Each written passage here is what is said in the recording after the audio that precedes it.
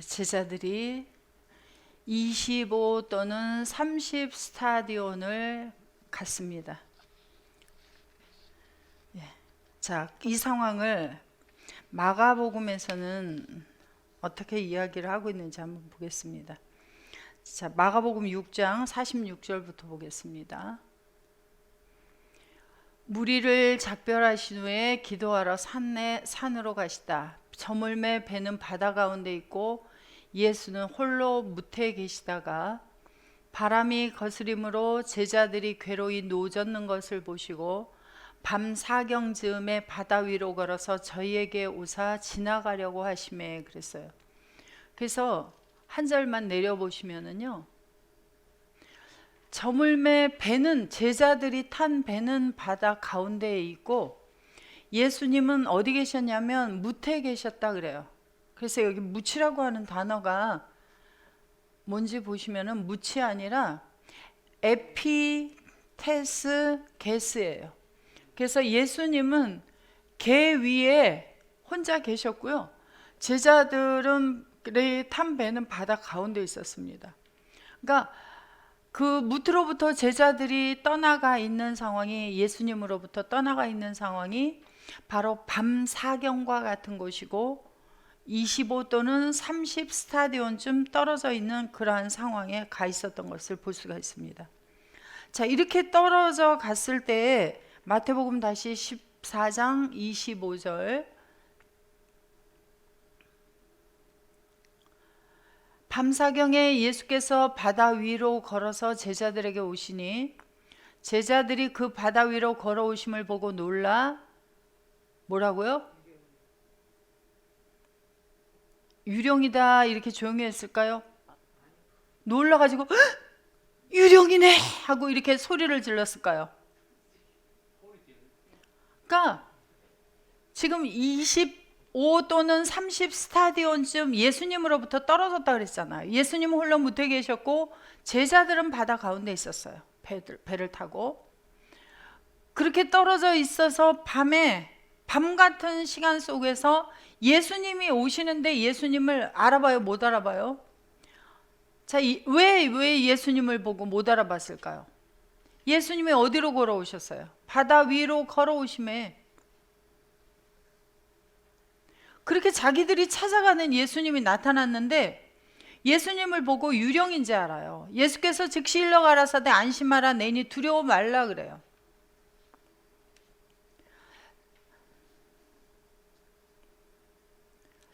그래서 이 제자들의 상태를 우리가 여러 군데서 보면은 제자들이 이 어떤 상태로 지금 가고 있는지를 알 수가 있어요. 제자들이 사도행전에 가서 복음을 증거할 때에는 감옥에 들어가도 담대했고요, 자기들을 붙잡아 오는 자가 있어도 담대하게 말씀을 증거했고요, 그리고 수많은 사람들 앞에서도 예수를 부인하지 아니하고 담대하게 증거했어요.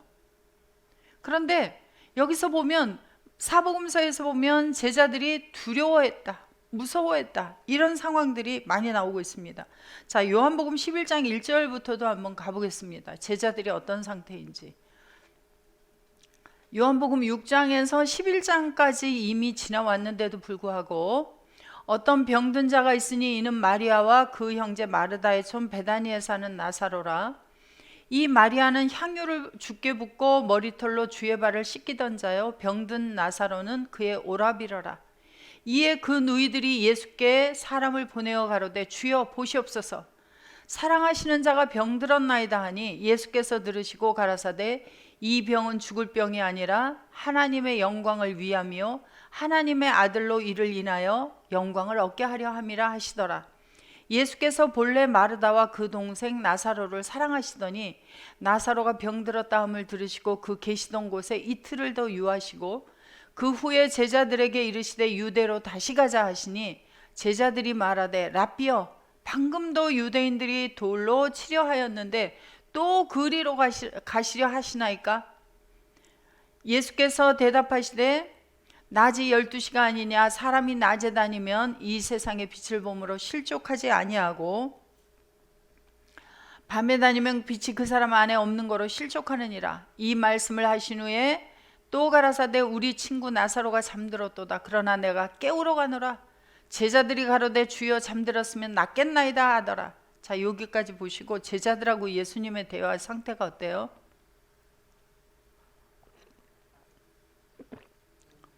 어떤 대화를 하고 있어요? 예수님하고 제자들하고 말이 통하고 있어요? 안 통하고 있어요? 그래서 구약에도 그러죠. 내 생각과 너희의 생각은 같다 다르다? 다르다. 얼만큼 차이가 난다? 하늘과 땅만큼 차이가 난다 그래요. 우리 이야기 아니죠. 우리는 얼만큼 차이가 났었어요? 과거형이에요. 우리는. 그렇죠.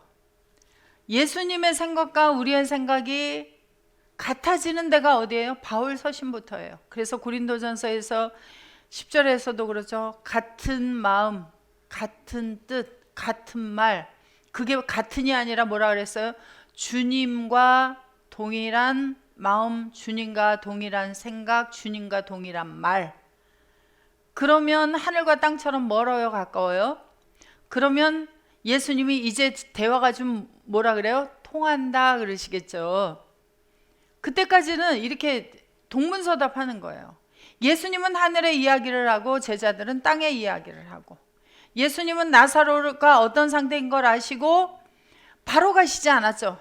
예수님이 나사로한테 나사로가 병들었습니다 하면은 아니 무슨 사랑의 예수님께서 즉시 달려가서 구해 주셔야 되는데 즉시 가시지 않았어요.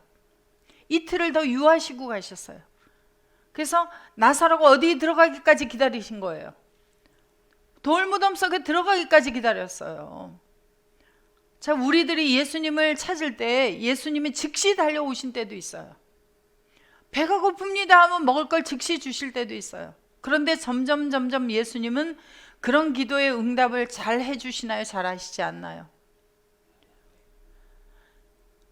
그러면 예수님은 지금 멀리 떨어져 계신 거예요. 우리에게서. 그리고 우리가 어디까지 들어가길 기다려요? 음부에 들어간 것 같은 상태까지 우리를 기다리고 보시는 거예요. 뭘 구하나? 거기에서 무엇을 찾게 하시나? 그러니까 이 나사로가 지금 병들어서 죽었다 하는 상태만 보지 마시고 제자들은 어떤 상태인가 보세요. 하나님께서는 이 사복음서에 보면 제자들을 교육하시는데요. 제자들의 상태에 따라서 앞에 등장시키는 환자의 상태가 달라요. 그래서 소경을 등장시키기도 하고 벙어리를 등장시키기도 하고 귀신에 들린 자들을 등장시키기도 하고 여기는 죽은 나사로를 등장시키기도 하고, 그래서 신약에도 예수님께서 죽은 자를 살리는 사건이 3가지가 있죠. 누가 죽어 있는 거예요? 누가?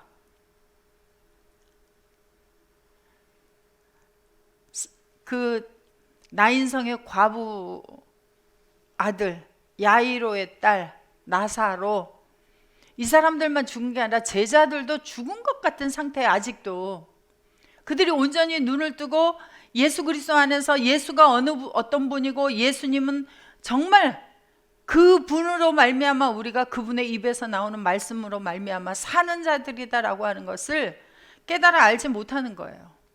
예수님이 어떤 존재인지를 알면, 아니 방금 전에도 유대인들이 돌을 들어서 우리를 쳐서 죽이려고 했는데 우리가 그곳을 또 가야 합니까? 라고 얘기를 하겠어요? 그죠? 그래서 예수께서 대답하실 때 낮이 12시가 아니냐, 사람이 낮에 다니면 이 세상 빛을 보므로 실족하지 아니하고 밤에 다니면 빛이 그 사람 속에 없는 거로 실족하느니라. 이 말씀을 하신 후에 또 가라사대 우리 친구 나사로가 잠들었도다. 그러나 내가 깨우러 간다. 제자들이 가로되 주여 잠들었으면 낫겠나이다 하더라. 잠든 게 아니라 죽었다니까요, 이 소리죠. 예수는 그의 죽음을 가리켜 말씀하신 것이나 저희는 잠들어 쉬는 것을 가리켜 말씀하심인 줄 생각하는지라. 이에 예수께서 밝히 이르시되 나사로가 죽었느니라. 내가 거기 있지 아니한 것을 너희를 위해서 기뻐한다. 이 말을 여기만 딱 들으면 예수님 어떤 분인 것 같아요? 세상에 나사로가 죽을 때까지 거기 있지 않은 것을 기뻐한다는 거예요. 말이나 되는 말씀을 하셔야죠. 이게 세상 말로 하면 이게 말이에요, 뭐예요? 근데 내가 나사로가 병들어서 죽었고 돌무덤에 들어갈 때까지 내가 거기에 있지 않은 것을 기뻐한대요. 왜? 이는 너희로 믿게 하려 함이라. 무엇을 믿게 하려고? 그러나 그에게로 가자 하신대 디두모라 하는 도마가 다른 제자들에게 말하되, 아유, 돌로 쳐서 죽이려고 했는데 우리도 주님과 함께 죽으러 가자. 이거는 좋아서 하는 소리예요. 지금 불평이에요. 아니, 어째 죽는 곳으로 또 가시려고 합니까? 자, 죽음이 뭔데? 예수께서 와서 보시니 나사로가 무덤에 있은지 벌써 나으리라. 베다니는 예루살렘에서 가깝기 한 오리쯤 되매, 자, 오리쯤이 오리인지 심리인지 한번 보겠습니다. 오리인지. 자, 여기 보세요. 오리가 뭐예요? 리가 무슨 단어예요? 스타디온이에요. 스타디온은 경기장, 운동장. 데카펜테는 5. 그래서 5 스타디온으로부터쯤, 어디서부터? 예루살렘으로부터 5 스타디온쯤 떨어진 곳인데, 나사로는 어떻게 됐어요? 나사로는 병 들어가지고 죽어버렸고 무덤으로 들어갔고, 제자들의 상태는 뭐라 그래요? 지금 어떤 상태예요? 제자들도 우리는 예수님으로부터 얼마쯤 떨어져 있어요? 아니요, 나는 그거는 요한복음 때 얘기죠. 예수님이 몸 밖에 오셔서 예수님을 몸 밖에서 따라다니던 때 이야기입니다. 사도행전까지는 그런 때였고요. 바울 서신부터는 예수 그리스도 안에 있는 상태이기 때문에 저는 예수님하고 5 스타디온 떨어질 수가 없습니다. 나는 항상 주 안에 있습니다. 주님과 함께 있습니다 하는데, 제가 저를 보고 생각을 하는 거예요. 내가 하루에 그 24시간을 살면서 내 생각이 몇 시간 정도 예수님 안에서 머무르고 있는가? 내 마음이 어느 시간만큼 예수님의 마음과 하나가 되어서 보고 있는가? 이런 거를 저를 이렇게 분석한 결과 너무 제 마음이 찔려요.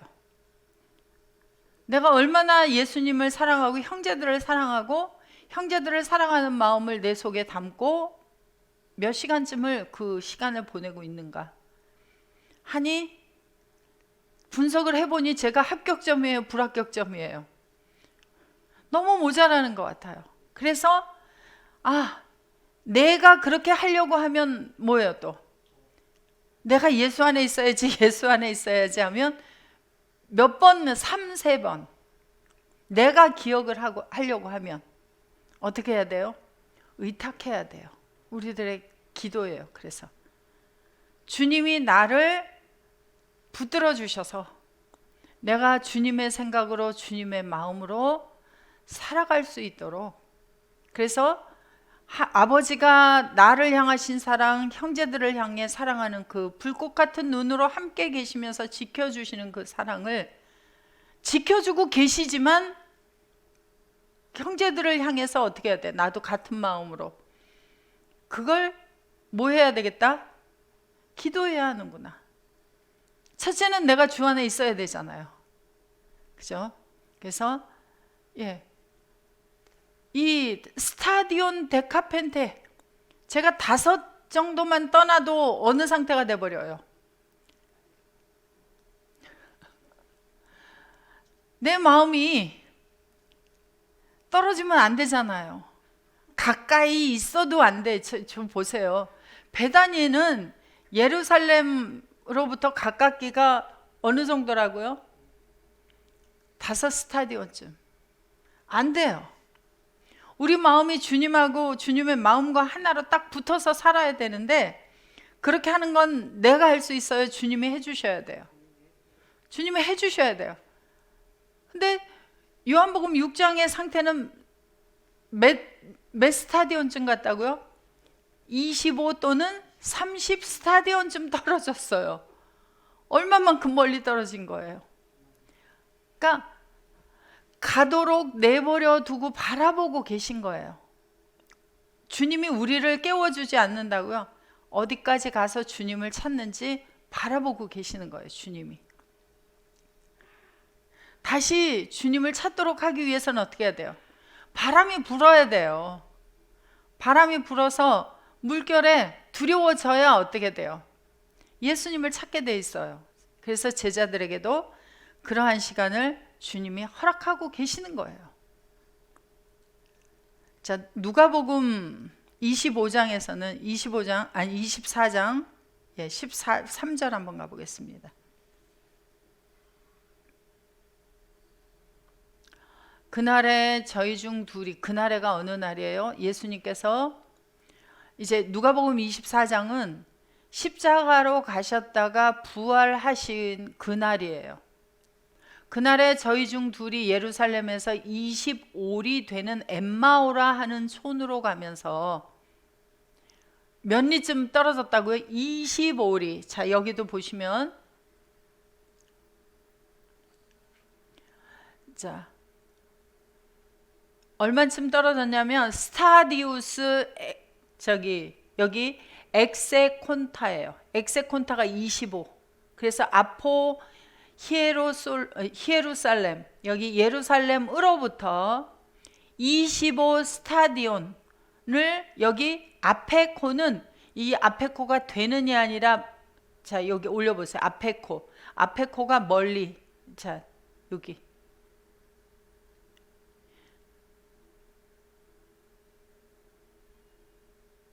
아페코는 멀리하다, 멀리 떠나 있다. 그러니까 20, 여기, 자, 내려보시면, 여기 다시 내려보시면 엑세콘타, 자, 25 스타디온쯤 멀리 떠나 있는 코메, 마을 안으로 가고 있는 거예요. 예루살렘으로부터. 그래서 제자들이, 이제 엠마오로 가는 두 제자 이야기 많이 들으셨죠. 그래서 엠마오를 향해서 왜 지금 이렇게 멀리 가고 있는 중이에요? 예수님이 십자가로 가버리셨잖아요. 근데 부활한 걸 알아요, 몰라요? 예수님이, 제자들이 늘 옆에 따라다녔죠. 그래서 예수님이 제자들을 데리고 다니시면서 십자가로 가시기 이전에 십자가로 가는 사건을 교육을 시키셨어요, 안 시키셨어요? 안 시켰으면 예수님 책임이에요. 그래서 제가 물어보는 거예요. 예수님이 제자들에게 교육을 시켰습니까? 안 시켰습니까? 한 번만 시켰습니까? 반복학습 시켰습니까? 반복학습 시켰어요. 예수님이 죽음으로 끝난다 그랬어요? 다시 살아난다 그랬어요? 제3일에 살아나야 할 것을 가르치시니 마태복음 16장에서 내기 크니요 보여주셨다 그래요. 그 상황을. 예수님을 가리켜서 제자들이 뭐라고 또 시인했어요? 마태복음 16장에서 주는 그리스도시요 살아계신 하나님의 아들입니다. 그러면 하나님은 지금 언제부터 살아계셨어요? 이스라엘 백성들이 알기로. 아니, 세상의 사람은 이 땅에 와서 몇 년쯤 살아요? 성경에 제일 오래 산 사람이 누구예요? 무두셀라. 몇 년 살았어요? 969년. 자, 969년을 살려면 정말 길어요. 근데 그때도 아버지는 살아계셨고 그 많은 세월이 또 지나서 예수님이 오셨을 때에도 살아계신 하나님이시란 말이에요. 그런 살아계신 하나님의 아들입니다예요. 예수님만 아들이죠. 그런데 예수님이 십자가로 가셔서 그만 그들 눈앞에서 어떤 걸 보여줬어요? 숨이 멎어지는 걸 보여주셨어요. 성경을 통해서 그들은 뭘 배웠어요? 자, 이스라엘 백성들은 남자로 태어나면 모세오경을 암송을 해야 돼요. 그럼 모세오경을 암송할 때 제일 먼저 뭐라 그랬어요? 어떤 건 살고 어떤 건 죽는다 그랬어요. 뭘 먹으면 죽어요? 선악과를 먹으면 정말로 죽는다 그랬는데 정말 죽었어요? 그들이 볼 때 산 거예요. 진짜 삶과 진짜 죽음을 모른 거예요. 선악과가 들어갔으면 죽은 자다라는 거예요. 죽은 자다. 그런데 그들은 아직도 그걸 암송은 했으나 몰라. 왜? 마음이 수건으로 가려져서 보이지 않는 거예요. 우리는 안 읽었죠, 성경을. 안 읽어서 모르는 거죠. 예수님께서 말씀 안 해주셔서 모르는 거죠. 예. 혹시 성경을 아직 못 읽었는데 교회 가서 그걸 배우지를 못했다. 그럼 할 말은 있겠으나 성경에는 이미 다 기록을 해놓았어요. 예수님은 숨을 멎었어요. 죽은 거예요, 산 거예요? 예수님은 호흡으로 죽는다 산다를 얘기하지 않으셨어요.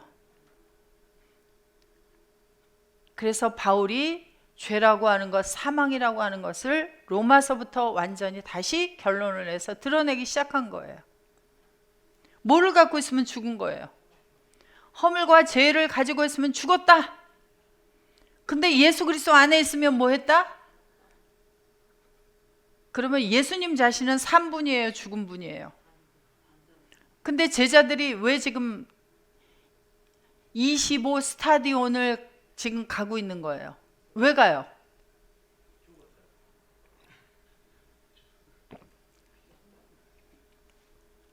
그들이 따르던 예수, 그들은 어떤 예수를 기다리고 있었을까요? 그 당시에 이스라엘은 로마 아래서 계속 지배를 받으면서 살고 있었습니다.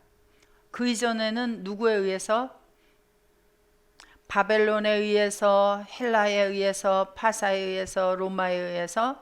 제가 좀 바꿨죠, 순서를. 일단 잘 알아들으시고. 그래서 당시에도 로마의 지배하에 있었어요. 그들이 기다리던 메시아는 뭘 해주기를 바랐을까요?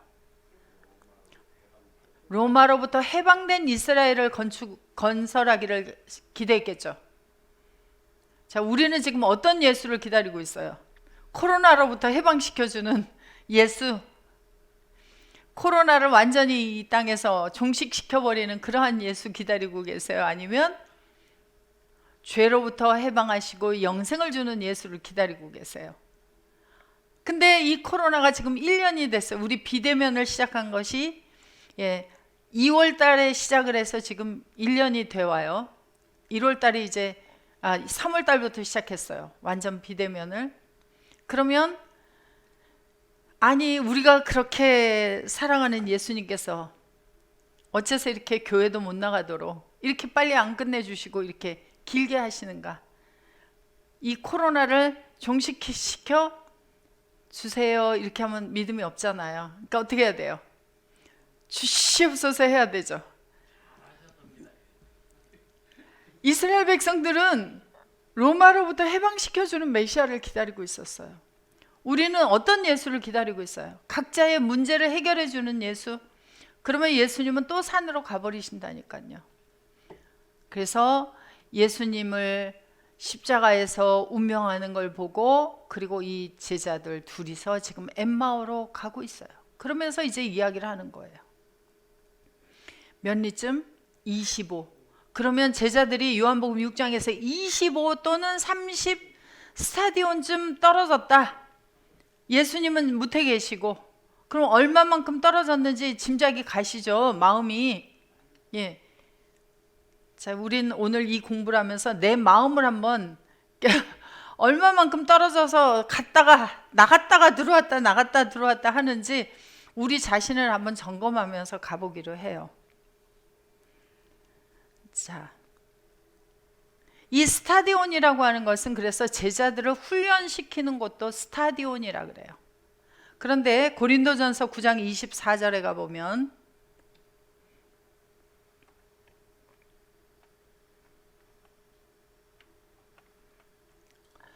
운동장에서 다름질하는 자들이 다 달아날지라도 오직 상 얻는 자는 하나인 줄을 너희가 알지 못하느냐. 너희가 얻도록 이와 같이 다름질하라 그래요.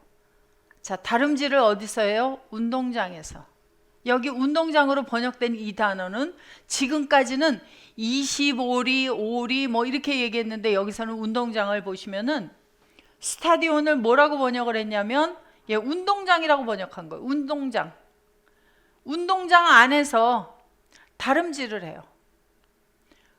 이 고린도전서에서 이 이야기를 상을 얻도록 운동장에서 다름질을 하는데 그냥 상 받으려고 막 뜀뛰기를 뛰는 거예요. 복음을 전하는 경주장을 이야기를 하는 거예요. 복음을 전하고 있는 장소를 가리켜서 스타디온이다 그렇게 이야기를 하고 있어요. 그래서 복음을 전하고 있는 장소도 스타디온, 제자들이 훈련을 받고 시험을 받는 곳도 스타디온. 근데 이 스타디온이 계시록에 가면 14만 4천 스타디온이다, 또 그렇게도 이야기를 해요. 그래서 스타디온이라고 하는 것이 이제 성경의 번역이 그렇게 잘못되어 있고, 그리고 우리가 생각하는 세상의 운동장 스타디온이 아닙니다. 그래서 영어의 그 운동장을 뭐라 그러죠? 영어로? 스테디움. 예. 그래서 예. 어디서부터 왔겠어요? 헬라어에서부터 유래돼서 그 단어가 왔겠죠. 예. 그래서 이게 운동장입니다. 그런데 자, 마태복음 14장 24절부터 다시. 배가 이미 육지에서 수리가 아니라 많은 스타디온으로부터 떠나서 바람이 거슬림으로 물결을 인하여 고난을 당하더라. 자, 물결이 일어났는데 예수 그리스도하고 함께 있으면 물결이 두려워요, 안 두려워요? 그런데 예수님으로부터 떠나 있었단 말이에요. 그것을 밤사경에라고 또 얘기해요. 지금 육지로부터 많은 25 또는 30 스타디온쯤 떠나 있는 상황을 여기에 25절에 보시면 밤사경에 예수께서 바다 위로 걸어서 제자들에게 오시니 그렇게 이야기를 하고 있습니다. 이 경이라고 번역된 단어를 보시면 경이 경이 아니라 뭐예요? 필라케, 감옥이에요. 그런데 여기 보시면 테타르테라고 돼 있어요. 그래서 테타르토스는 네 번째 감옥에, 그래서 밤의 네 번째 감옥에 지금 예수님께서 오신 상황을 이야기를 하고 있어요. 그래서 제자들은 지금 배를 타고 있는 상황이었는데 이것을 네 번째 감옥에 있다, 그렇게 이야기를 하고 있어요. 그래서 성경에서 감옥이라고 하는 단어는 보시면은 헤롯이 이제 밥티스마 요한이 헤롯에게 반항을 하다가 어떻게 됐죠? 옥에 갇히죠. 그래서 사람이 직접 잡혀서 들어가 있는 감옥도 있어요. 그래서 요셉도 어디에 갔었어요? 보디발 장군 집에 종으로 있다가 감옥으로 들어가게 되어지죠. 그런데 그 감옥에서, 물론 사람이 갇히는 감옥에서 그 죄수들을 섬기는 일을 하지만 그곳에서 요셉은 어떤 상황을 계속 가고 있었어요? 그냥 감옥에, 세상 죄 때문에 감옥에 들어간 거예요? 아니면 하나님께서 특별한 이유로 그것을 보내신 거예요? 저는 그래서 요셉의 이야기를 보면서 기가 막혔어요. 처음에 왜 기가 막혔다 그랬어요? 아니, 억울하게 11 형제로부터 팔려서 아버지의 사랑을 독차지하고 아버지에게 형들의 잘못을 가서 고자질하고, 그래서 아이고 저놈 때문에 우리가 못 살겠다, 그래가지고 미디안 상인들에게 팔아넘겼죠. 그래서 그 상인들이 보디발 장군 집으로 팔아넘겼어요. 보디발 장군 집에서 종살이를 정말 얼마나 잘하고 있었든지 하나님의 함께 하심을 보게 하셨잖아요. 그런데 그걸 잘하고 마지막 사람의 유혹을 물리치고 나니까 그 물리친 대가가 뭐였어요? 하나님이 주신 상급이 감옥이에요. 하나님은 보디발 장군 집에서 요셉이 종살이를 하고 있을 때 하나님은 어디 계셨어요? 제가 모를 때는 하나님 뭐 하고 계셨습니까? 그랬어요. 왜? 하나님 일하시는 게 안 보이니까. 제가 모세를 생각하면서 그랬다 그랬잖아요. 모세가 40년 애굽의 궁에 들어가서 살았어요. 제가 하나님 앞에 모세가 애굽의 궁으로 가겠다고 했습니까? 그랬어요. 아니, 그럼 궁에서 계속 살게 하던지, 그 궁에서 살인자가 돼가지고 미디안 광야로 쫓겨가서 또 몇 년을 있었어요? 40년. 그리고 80세가 되었을 때 어디에서 불렀어요? 시내산에서. 하나님, 당신은 뭐 하고 계셨습니까? 그동안에. 제가 그렇게 반문을 했어요. 아니, 요셉이 잘못한 건, 형들이 볼 때 잘못한 건 뭐 하나 있어요? 아버지한테 고자질했다는 거. 아니, 그게 그렇게 큰 잘못이에요? 그래서 종살이로 팔려가게 하시고 그 다음에 또 애굽에 궁으로 보냅니까? 하나님 뭐 하고 계시는 분이에요? 하나님 뭐 하시는 분이길래 그렇게 만들었어요? 도대체가. 아니 감옥이 뭐 하는 데인데 보내냐고요. 생각을 해보세요. 감옥 같은 상황 속에 우리도 처할 수 있다는 것을 보여주시는데, 그 상황 속에서도 하나님은 요셉을 버리지 아니하시고 함께 하고 계셨죠. 그래서 하나님이 함께하는 사람이라고 하는 것을 사람들이 보고 알았어요. 그러한 삶을 그가 살았지만 어느 때까지 사람을 의뢰하지 아니하고 죽은 자 속에서 살리시는 하나님만을 의뢰하게 할 때까지 하나님은 요셉을 그 감옥에 두시고 훈련하신 거예요? 키워주신 거예요? 아니면 그를 멸망에 빠뜨리려고 그냥 그 벌로 주신 거예요? 우리가 성경을 모를 때는 감옥으로 보낸 게 벌 같아요, 벌. 그러나 그것이 요셉을 키우는 장소였어요. 제자들도 마찬가지로 이 밤 사경에 우리가 밤 같은 시간을 보내도록 만들어요. 예수님이 십자가로 가셨을 때 예수님이 십자가 위에서 한 말씀 중에서, 자, 가상 7원이다 그래서 하죠. 예수님이 뭐라고 말씀하셨죠? 엘리 엘리 라마 사박다니. 그 뜻이 뭐죠? 나의 하나님이여 나의 하나님이여 어찌하여 나를 버리셨습니까? 하나님이 예수님을 버리실 수 있는 분이에요? 없는 분이에요? 우리들도 밤 같은 시간을 지날 때 하나님한테 뭐라고 얘기해요? 제가 그랬다 그랬잖아요. 당신은 뭐 하고 계셨습니까? 내가 이렇게 밤 같은 시간을, 이렇게 죽음과 같은 시간을 지나고 있을 때 아버지 당신은 도대체 뭘 보고 계십니까? 왜 가만히 계십니까? 사랑한다고 하면서. 세상에도 자식을 기르는데 귀한 자식일수록 어떻게 하라 그러죠? 품에 안고 키워라 그러죠. 아니에요? 품에 안고 키워라 그래요? 사랑하는 자식일수록, 귀한 자식일수록 어떻게 하라 그래요? 멀리 내어보내서 키워라 그렇게 얘기하죠. 그래서 말은 태어나면 어디로 보내고, 우리나라에서 제주도로 보내고, 사람은 태어나면 어디로 보내라? 서울로 보내라. 근데 서울은 눈 뜨고 코 베어가는 곳이다. 거기 가서 뭘 배워요? 서울에 와서. 그 나쁜 사람들로부터 물들지 아니하는 법, 자신을 지켜가는 법, 세상을 살아가는 법, 사람들을 부대끼면서 뭘 배워야 돼요? 사람들과의 인간관계를 어떻게 해야 하는가를 배워가는 거죠. 귀한 자식은 어때요? 하나, 둘, 불면 날아갈까 쥐면 꺼질까. 그러니까 어떻게 해요? 안 내보내고 집안에만 두면 마마보이, 파파보이 되죠. 하나님의 아들들도 하나님이 너무너무 하나님의 아들이 귀해가지고 품에 안고만 계시면 어떻게 되죠? 마마보이, 파파보이 돼요. 그래서 어머니의 사랑을 받은 야곱은 마마보이가 됐고, 그 다음에 또 아버지의 사랑을, 특별한 사랑을 받은 요셉은 무슨 보이? 파파보이.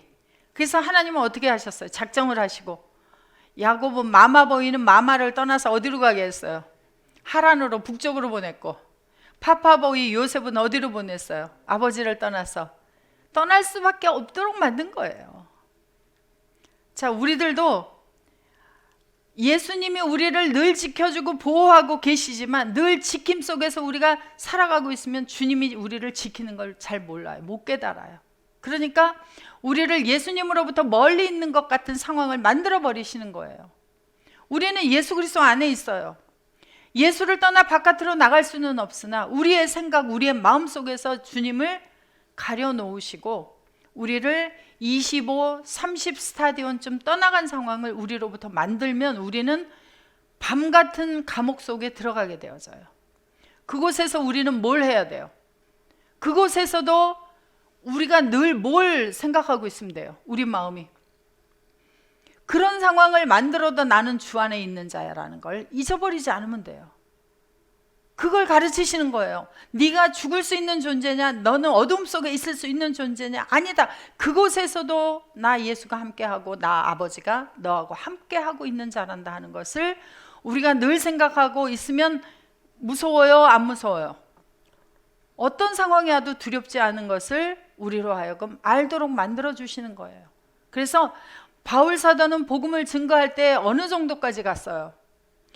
마음의 사형을 당한 것 같은 지경까지 내려갔어요. 그가 예수를 따르기 이전에 그는 가말리엘 문화에 있었고요. 대제사장에게 가서 사람을 죽일 수 있는 권세도 받아올 수 있을 만한 그런 권력을 또 가지고 있었고요. 그는 아주 베냐민 지파 중에 베냐민 지파다 하고 자부심을 가지고 살아가는 그런 사람이었어요. 예수님을 만나고 나서 그가 가지고 있던 모든 것을 다 분토와 같이 여겼고 그는 어떻게 되어졌어요? 예수님 앞에서 자기가 세상에서 육신적으로 의지했던 모든 것이 다 소용없는 것을 깨닫고, 그리고 그에게 주신 모든 환경의 어려움들은 뭘 하기 위해서? 죽은 자 속에서 살리신 하나님만을 의뢰하게 하려고 그러한 일을 나에게 주셨다라고 하는 것을 고백하고 있어요. 그것은 바울에게만 해당되는 것이 아니라 하나님이 사랑하는 하나님의 아들들에게 다 같이 시험을 주시는데, 지난 시간에 보았죠. 우리가 불시험 당함을 이상하게 여기지 말아라. 불시험은 어떤 시험이 불시험이에요? 화재가 일어나는 것 같은, 그러니까 화재는 예고하고 일어나요? 예고하지 않고 일어나요? 예고하지 않고 일어나요. 성냥불 정도예요? 큰 불이에요? 큰 불이 내 마음속에서 불이 일어났어요.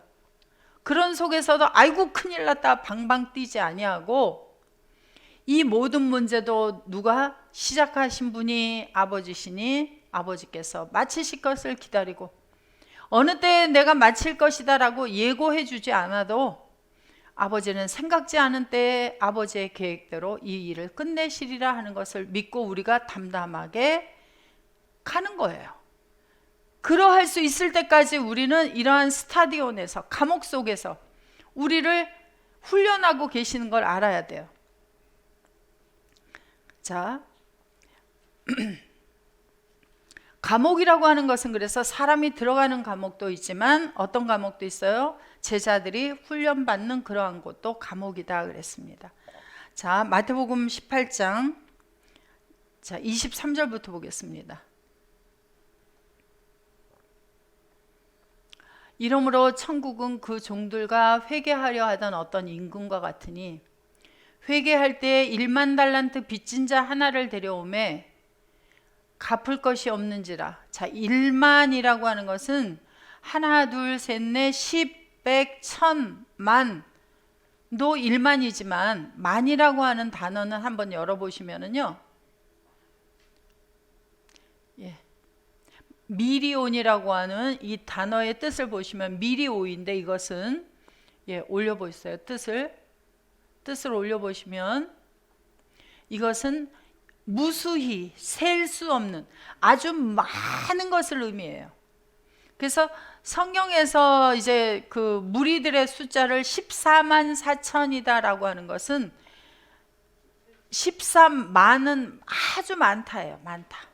그래서 아주 많은 무리를 이야기합니다. 그것은 나중에 이제 기회가 되면 계시록에 이제 그 부분을 가게 되면 14만 4천에 대한 이야기가 나오겠지만, 여기도 그래서 1만 달란트라고 하는 것은 셀 수 없이 많은 달란트를 빚진 자를 얘기해요. 물론 달란트라고 하는 것은 이제 보통 그 무게 단위로 이야기하는데, 달란트라고 하는 것은 25kg 정도를 달란트라고 한다 그렇게 얘기를 해요. 그래서 금 한 달란트 그러면 금 한 돈이 그람이죠. 키로가 아니고 그람이죠. 3몇 저는 그걸 자세히 몰라가지고 금이 별로 없어서 그런 금은 그래서 잘 모르는데 3.75g인가 뭐 그런 것 같아요. 3.3g? 그러면 일단 1kg는 그러면 몇 돈이 되어져요? 많은 숫자가 되어지겠죠.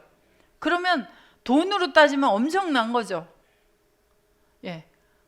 그런데 1만 달란트를 빚졌다라고 하는 것은 그만큼 무수히 많은 빚을 진 거예요. 이게 그걸 얘기해 주고 있는 거예요. 물론 달란트라고 하는 것은 이제 마태복음 25장에서 달란트를 보시면 달란트라고 하는 것은 이제 달란트, 데나리온, 무나, 세겔, 고드란트 등등 이 단위는 전부 다 뭐가 동전으로 되어 있어서 거기에는 뭐가 있어요?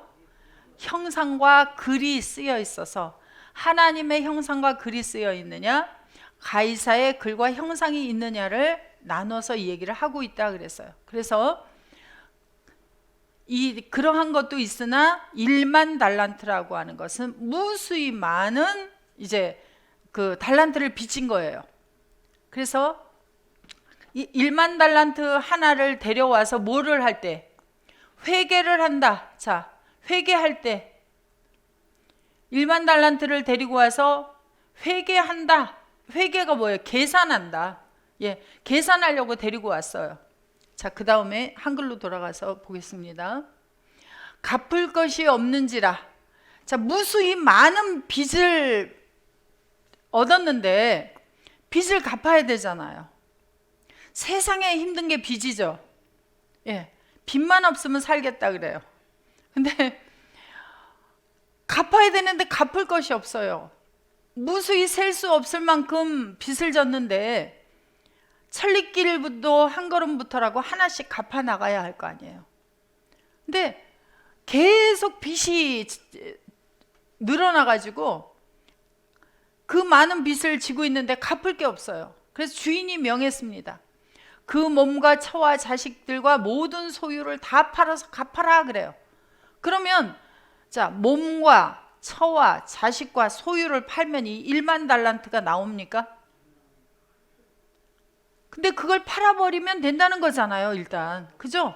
그럼 이 사람한테 있는 거는 뭐가 있어요? 몸이 있어요, 몸이. 그 다음에 처도 있어요. 자식도 있어요. 소유를 가지고 있어요. 근데 이것들은 갚을 그러한 존재들이 아니라는 거예요. 달란트를, 1만 달란트를 갚을 수 있는 존재가 아니라는 거예요. 그걸 팔아버려야 된다는 거예요. 팔아버려야. 그냥 하나님이 아니 여기 주인이 내놔라 그러면 될 텐데 왜 그걸 팔아라 그래요? 그래서 그 종이 엎드려 가로되 내게 참으소서 다 갚으리이다 하거늘. 자, 올리시고요. 여기 바탕에 한번 클릭. 예. 27절. 그 종의 주인이 불쌍히 여겨 놓아보내며 그 빚을 다 탕감하여 주었더니 그 종이 나가서 제게 그 1만 달란트 빚진 자에게 100데나리온 빚진 동관 하나를 만나 붙들어 목을 잡고 가로되 빚을 갚으라 하매 그 지금 이 100데나리온 빚진 자가 엎드려 간구하여 가로되 나를 참아주소서 갚으리이다 하면 어떻게 해야 돼요? 자기도 1만 달란트 빚을 주인이 참아주십시오 하니까 어떻게 했어요? 참아주겠다 그랬잖아요. 기다려주겠다. 그럼 이 사람도 기다려줄게 그래야 되죠. 그런데 30절로 올리세요. 허락하지 아니하고 이에 가서 저가 빚을 갚도록 옥에다가 가두었습니다. 그 동관들이 그것을 보고 심히 민망하여 주인에게 가서 그 일을 다 고하니 이에 주인이 1만 달란트 빚진 자 저를 불러다가 말하되 악한 종아 그래요. 악한 종아 네가 나한테 빌기에 내가 너의 빚을 전부 탕감하여 주었거늘. 그럼 1만 달란트 빚이 어떻게 돼버린 거예요? 탕감해주면 너는 이제 빚이 없는 거야 했어요. 그랬더니 내가 너를 불쌍히 여긴과 같이 너도 너에게 빚진 자 100데나리온 빚진 동관을 불쌍히 여김이 마땅치 아니하냐 하고 주인이 노하여 그 빚을 다 갚도록 저를 옥졸들에게 붙이니라. 그러면 이 1만 달란트 빚진 자가 다시 빚이 다 탕감됐다가 그럼 빚이 어떻게 된 거예요? 그에게 또 빚이 생겨난 거죠. 그럼 이 빚이라고 하는 것은 계속 없으려면은 나에게 빚진 자의 빚을 계속 탕감해 줘야만 나한테 빚이 없는 거예요. 하나님 나라의 빚이에요, 이게. 내가 빚을 탕감해 주지 않으면 나에게 빚이 생긴다는 거예요. 그래서 남의 빚을 탕감해 줘야 내 빚이 생기지 않는다. 자, 이 빚이라고 하는 것을 갚도록 어디에다가 집어넣었어요? 감옥에다가 넣어서 옥졸들에게 붙였어요. 그러니까 감옥은 뭐 하는 곳이에요? 빚을 갚아야 되는 곳이에요. 빚을 다 갚아야 나올 수 있는 곳이에요. 자, 주기도문에도 봐요. 자, 마태복음 6장 자 11절부터 한번 보겠습니다. 오늘날 우리에게 일용할 양식을 주옵시고 우리가 우리에게 죄 지은 자를 사하여 준 것 같이 우리의 죄를 사하여 주옵시고 우리를 시험에 들지 말게 하옵시고 다만 악에서 구하옵소서. 나라와 권세와 영광이 아버지께 영원히 있사옵나이다. 한글 성경으로 보면은 빚인지 아닌지 나오지가 않죠. 자, 그래서 12절을 헬라어로 보겠습니다. 자, 우리가 우리에게 죄 지은 자가 아니라 이 오페일레마라고 하는 것은 뜻이 뭐가 있냐면 올려보시면 빚진이에요. 빚진 어떤 것, 빚진 것이에요. 빚진 것. 그러면 우리들이 자 우리들의 빚들을 자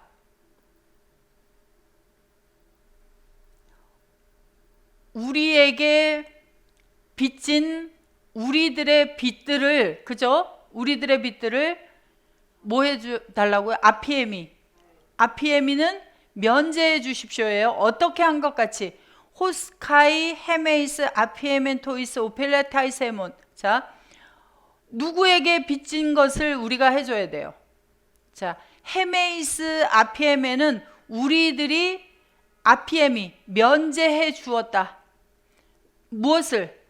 자, 여기 우리들의 오페일레테스가 뭐예요? 오페일레테스 빚진 자들에게 그들의 빚을 우리들이 뭐 했어요? 우리들이 면제해 주었죠.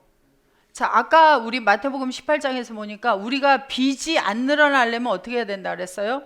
우리들에게 100데나리온 빚진 자의 빚을 탕감 면제해 줄 때에 내가 빚이 계속 면제되는 거예요. 이 빚을 면제해 주지 않으면 빚이 내가 생겨서 감옥으로 들어가야 돼요. 그래서 이 주기도문에서도 뭐라 그래요? 우리들에게 빚진 자들의 그 빚들을 내가 면제시켜 준 것 같이 나에게도 나의 빚들을 면제시켜 주십시오 하는 거예요. 이것을 해야 이 빚들이 없어져서 감옥에 들어가지 않게 되는 것을 이야기를 하고 있습니다. 그래서 감옥은 훈련하는 곳도 되어지고 빚을 탕감하는 곳도 되어지는 곳이 감옥이라고 하는 것을 알 수 있습니다. 또 쉬었다가 다음 시간에 보도록 하겠습니다.